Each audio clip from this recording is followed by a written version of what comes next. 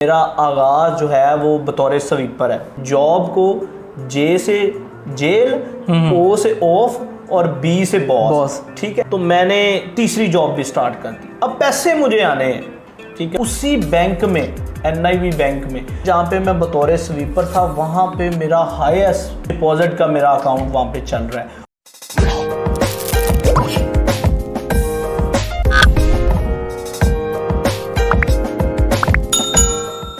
अस्सलाम नाज़रीन, मैं आपका host Mian Nabi zero to hero YouTube channel से आज एक real zero to hero story लेके आपके सामने हाजिर है।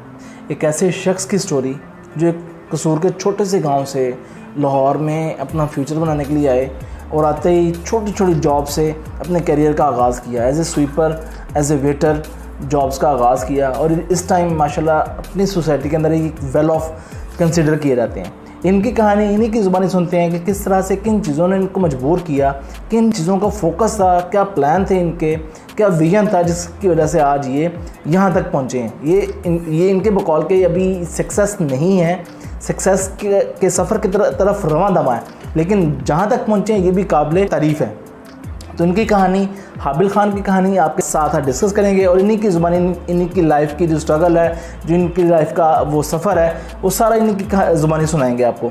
जी अस्सलाम वालेकुम, कैसे हैं आप? ठीक ठाक? वालेकुम अस्सलाम, कैसे हैं सर आप? जी ठीक ठाक। हाबिल भाई ये बताइएगा कि जो आगाज़ था आपका, आपने सोचा कि मुझे कुछ करना है, ये ख्याल कैसे आया आपकी ज़िंदगी में कि मुझे आगे बढ़ना है? फ़र्स्ट ऑफ़ ऑल मैं शुक्रगुज़ार हूँ आप सब टीम का, ज़ीरो टू हीरो टीम का। आप यहाँ पे तशरीफ़ लाए और इस सफ़र का आगाज़ मैंने 2014 में किया। 2014 में जब मेरे पेपर अभी होने वाले थे मैट्रिक के, तो पेपर अभी मेरे होने वाले थे, लेकिन ये है कि मेरे में ख़्याल था कि यार मैं बस जाऊं और मुझे ना बिज़नेस करने की, अपना कारोबार करने की बड़ी लगन थी, बड़ी चाह थी। और जैसे ही मेरा 17 मार्च 2014 में आखिरी पेपर था मेरा मैट्रिक का, और उससे पहले भी स्कूल लाइफ बड़ी अच्छी थी। मैं तब भी जब गांव में रहता था, लेकिन वहाँ पे इनकम का ग्राफ जो चूँकि छोटा था, लेकिन फिर भी मैं वहाँ पे काम करता रहा हूँ। हालात कुछ इस तरह के थे घर में कि मेरे वाले साहब जो हैं वो ट्रैक्टर ड्राइवर हैं और अरसा 35-40 साल से वो ट्रैक्टर चला रहे थे। लेकिन आप कह सकते हैं कि वहाँ पे गांव में रहना और ज़मींदारा करना, और हमारी अपनी ज़मीनें नहीं थी, वो भी जॉब ही करते थे किसी के यहाँ। तो मैं मतलब जब घर के हालात देखता था तो मेरा तो पैशन था कि मैं कुछ आगे करूं, कुछ निकलूं, कुछ बाहर जाके मैं कुछ अपना करना चाह रहा था। तो मैंने फिर आहिस्ता गांव में रहते हुए आपने कौन कौन से काम किए? गांव में रहते हुए वहाँ पे बस छोटा सा काम थे, मतलब दिहाड़ी मेहनत करना। और जब आलू की पटाई होती है, आप कह सकते हैं जब आलू किए जाते हैं तो वो लोगों को, बच्चों को, छोटे छोटे बच्चों को लेके जाते हैं। तो मैं मतलब जो गर्मी की छुट्टियां होती थी 3 महीने की, तो उनमें मक्की की काश्त होती थी, मक्की को लगाना और उसमें एक दवाई डलती है, वो दवाई डालना और फिर उनको मतलब उनकी सारा निज़ाम करना, वो साथ साथ मैं करता रहा हूँ। फिर इसके अलावा और काम थे गांव के अंदर, लेकिन इनकम का ग्राफ जो था बहुत छोटा था। अगर किसी की तरफ थोड़ी सी मेहनत कर देनी ना, तो उसने पैसे ही ना देने। तो ये चीज़ें काफ़ी जो है ना वो डिस्टर्ब करती थी कि देखिए जो बंदा है जिसकी मेहनत की हो ना, तो उसका पसीना ख़त्म होने से पहले उसकी मेहनत अगर उसको मिल जाए तो फिर ही मेहनत है। अदरवाइज वो तरले और मिन्नतों से लेने पैसे वो आपने कर भी दिया और मिला भी नहीं, ठीक है, कुछ मिला नहीं। तो फिर ये ना मुझे थोड़ा सा कुछ हटके करना था। फैमिली अभी गांव में ही थी, तो मैं बस पेपर हुए और कई दफ़ा ऐसे होता था कि मैं जब घर के हालात देखता था ना, तो मैंने घर के ना कि आज जुम्मा है, आज स्कूल में पढ़ाई नहीं होनी, मैं नहीं स्कूल जाना। तो मतलब वहाँ से निकलना, मैंने दिहाड़ी चले जाना, जुम्मा, हफ्ता और इतवार, 3 दिन काम करना और 4 दिन अपनी स्टडी को मैनेज करना।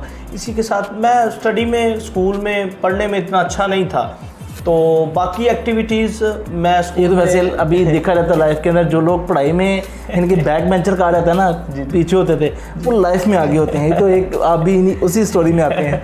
तो इसी तरह से मैं मतलब जब पेपर होने वाले थे तो मुझे पता था कि पेपर जैसे ही मैट्रिक से मैंने फ्री होना तो मेरे पास टाइम होगा कि मैं बाहर निकलूं, काम करूं।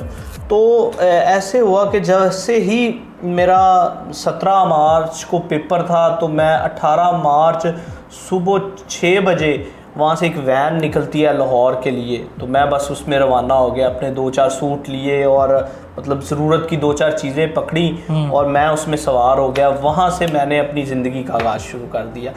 वहाँ से मैंने कोशिश की कि अब मैं किस तरह से आगे सर्वाइव कर सकता हूँ। मैं लाहौर पहुँचा, मेरे चाचू रहते हैं, चाचू मिर्ज़ा। मैंने उनसे रिक्वेस्ट की कि मैं आपके पास अकामोडेशन रखूँगा। तो आहिस्ता आहिस्ता मैंने कोशिश की और मुझे आते ही जॉब तो नहीं मिली। यहाँ पे आके भी, लाहौर में पहुँच के भी मैंने 3 दिन मिस्त्रियों के पीछे लगाए हैं। जॉब नहीं थी लेकिन मुझे अपने खर्चे के सर्वाइवल तो कर लिया, सर्वाइव करना था। तो मैंने कहा, वो कोठी थी चाचू जिसमें रहते थे, ठीक है, वो सामने 2-3 लोग ना काम कर रहे थे मिस्त्रियों का। तो मैं घर में फ्री था, चाचू अभी जॉब का पता कर रहे थे मेरी, तो मैं घर में फ्री था। तो जैसे कहते हैं ना कि पैसे के पीछे जाना या इस तरह का काम करने के लिए मैं उनके पास चला गया। जी मुझे आप आज दिहाड़ी पे लगा लें, आपकी बड़ी मेहरबानी होगी, मुझे आज लगा लें ज़रा, मैं फ्री हूँ। तो मैंने सारा दिन इतना काम किया। उन्होंने कहा सुबह फिर आना। मैंने चाचू से पूछा, मैंने कहा चाचू जॉब का क्या बना? उन्होंने कहा कि मंडे वाले दिन आना। अब फ्राइडे, सैटरडे, संडे मैंने 3 दिन मिस्त्रियों के साथ लगाए। मंडे के वाले दिन मैंने जो है वो NIB बैंक है जो अब MCB में मर्ज हो गया है, ठीक है, MIB कहलाता है। तो मैं NIB बैंक है लामा इकबाल टाउन, और मैं ज़रा भी हेजिटेशन महसूस नहीं करूँगा आज इस पोस्ट पे बैठे कि मेरा आगाज़ जो है वो बतौर स्वीपर है। मैंने वहाँ पे सफाई का काम किया और काम, जो रियल लोग होते हैं ना वो नहीं डरते किसी भी चीज़ को बताने में। तो जो आर्टिफिशियल तरीके से बन के ऊपर आए होते हैं ना, तो वो तरह आर्टिफिशियल नहीं है, कुछ भी आर्टिफिशियल नहीं है, सब रियल है, ठीक है। मैं नहीं बताना में शर्माहट महसूस करता कि वहाँ पे मुझे जॉब मिली, वहाँ पे NIB बैंक था, तो मैं वहाँ पे सुबह सुबह साइकिल पे जाना, ठीक है। अब पहले तो मैं गया हूँ तो जो NIB बैंक में मैनेजर थे, तो मैं 3 दिन रिक्शे पे गया हूँ, ठीक है, 3 दिन रिक्शे पे गया हूँ। तो वहाँ पे जो है थे इकबाल टाउन में मैनेजर, उन्होंने मुझे एक साइकिल दी। कहते आप डेली आएंगे तो आपका किराया जो है वो ज़्यादा लगेगा, तो आप ऐसा करो कि मेरे पास एक साइकिल पड़ी है, आप वो ले लो। मैंने वो बस पैसों को बचत करते करते मैंने ना साइकिल पे आना जाना शुरू कर दिया, और सुबह मैंने 9 बजे साइकिल पे बैंक पहुंचना और शाम को वहां से आना, और इसी तरह से आगाज़ चलता रहा। लेकिन ये जॉब कितनी देर चली? स्वीपर की जॉब कितनी देर की? ये 6 माह चली है, 6 माह चली है, और मैंने वहाँ पे काम करता रहा हूँ। लेकिन 6 माह के बाद जैसे ही मुझे एक होटल में ऑफ़र हुई, तो वहाँ पे क्योंकि अकोमोडेशन भी थी होटल की तरफ से, तो मुझे होटल की तरफ से जॉब ऑफ़र हुई बतौर वेटर। यहाँ पे भी मैं हेजिटेशन महसूस नहीं करूँगा। तो वहाँ पे मोटिवेशन थी, बैंक में भी मोटिवेशन थी कि लोगों को मैं देखता था कि वो सुबह सुबह आते हैं, तो मैंने आके उनके टेबल वगैरह साफ़ किए होते थे, तो मेरे उनके आने से पहले, और वो आते ही हैं वो अपना वो सिस्टम ऑन करते हैं और वो काम करना शुरू कर देते हैं, ठीक है। तो मैं वहाँ से भी मोटिवेट हुआ कि यार ये लोग अगर कर सकते हैं, ठीक है, 2 हाथ इनके हैं, 2 टांगे इनकी हैं, 2 आंखें इनकी हैं, ये कर सकती हैं, वाई नॉट अस, मैं क्यों नहीं। तो ये चीज़ें थी जो मुझे आहिस्ता आहिस्ता मोटिवेट करती रहीं। तो मैंने जब वहाँ से मूव किया तो NIB बैंक मैंने छोड़ दिया, तो फिर मैं होटल में चला गया। होटल का नाम है रॉयल एलिगेंस 22 से ज़फ़र अली रोड पे आइए। तो मैंने वहाँ से आगाज़ किया होटल में बतौर वेटर। तो काफ़ी वहाँ पे काम करता रहा। मैंने लोगों को वहाँ पे देखना, बहुत इंस्पायरिंग काम था वहाँ पे। तो मैंने लोगों को देखना कि लोग वहाँ पे आते हैं, तो मुख्तलिफ फार्मास्यूटिकल्स से लोग थे, बैंक्स के लोग थे, और कॉर्पोरेट सेक्टर के ना लोग थे वहाँ पे। तो मैंने देखना कि यार ये लोग काम करते हैं, तो इनकी जो कंपनियां हैं ये इनको स्पॉन्सर्ड करती हैं, अकोमोडेशन करती हैं, स्पॉन्सर्ड फूड देती हैं और सारा कुछ जो है वो कंपनी का होता एक है। वीवीआईपी तरीके से और रेजिडेंस भी उनका कंपनी बिल्ड टू बीटीसी होता था ना, बिल्ड टू कंपनी। तो मैं वहाँ पे काम करता रहा, खाना भी था, मतलब मैंने देखना कि आप समझ सकते हैं कि एक गांव में काम करना और वहाँ से निकल के लाहौर में आना, और मैंने जॉब की साथ साथ।